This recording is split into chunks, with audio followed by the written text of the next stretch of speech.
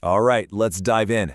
Today, we are talking about that awful, queasy feeling you get when you're stressed or worried. We're going to unpack that powerful and very real connection between anxiety and nausea.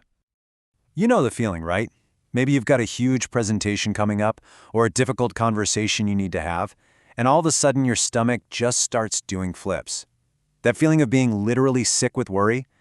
Yeah, that is not just in your head. See, at its most basic level, anxiety is actually a totally normal response. Think of it like your body's built-in alarm system. It's designed to go off when it senses stress or danger. It's a survival tool, really. But sometimes that alarm can get a little overactive. So how in the world does a feeling that starts in your brain cause such a physical reaction in your stomach? Well, let's get into the science behind this incredible brain-gut connection.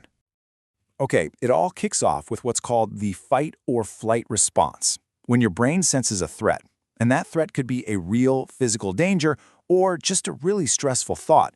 It just goes into overdrive, preparing your body to either face the problem head-on or, run away from it.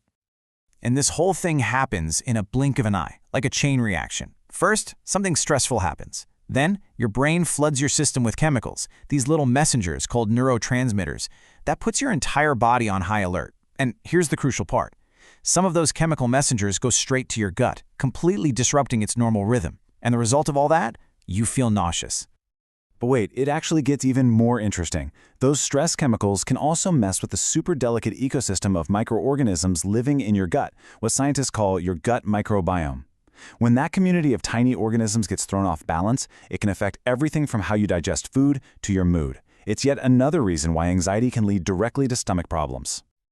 And honestly, nausea is just the tip of the iceberg here. This brain-gut highway can cause a whole bunch of other issues. We're talking stomach cramps, indigestion, even bigger problems like irritable bowel syndrome or IBS. It just goes to show you how deeply connected our mental and physical health really are.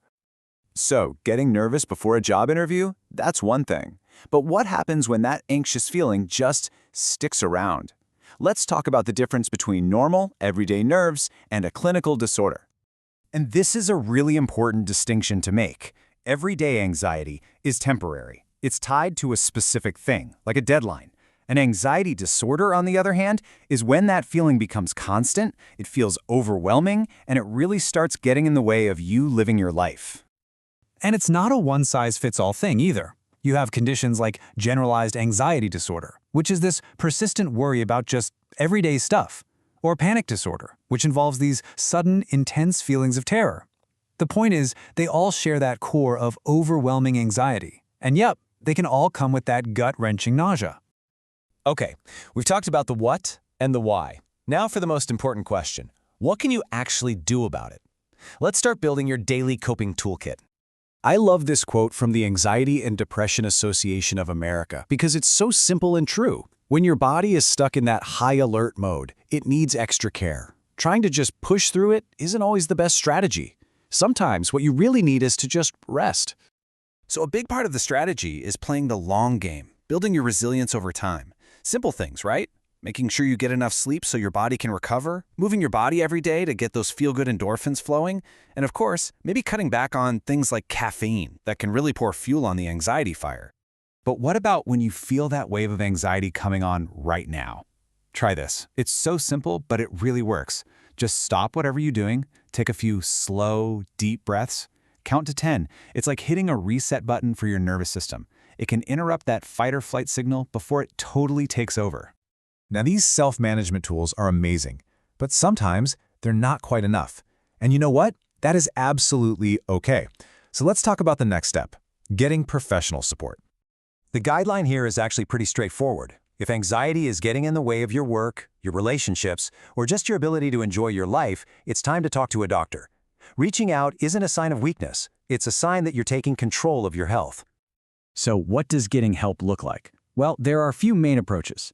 Treatment usually involves things like talking therapies, sometimes medication, and very often it's a combination of both to really tackle the problem from different angles. Talking therapies can be incredibly powerful. CBT, for example, is super practical. It helps you recognize and change the negative thought patterns that are triggering your anxiety. Psychodynamic therapy, on the other hand, goes a little deeper to help you figure out the root causes of it all. Medication can also be a really important piece of the puzzle. Some drugs are meant for short-term relief to help you through a tough patch.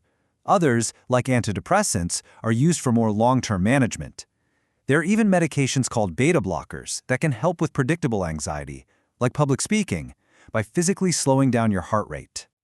So what we've seen is that this link between your brain and your gut isn't just a saying. It's real, it's powerful, and it's biological. That feeling in your stomach, it's not just a random annoyance, it's a signal. So the question to leave you with is this. Now that you know the connection, the next time you feel that twinge, how are you going to listen to what your body is trying to tell you?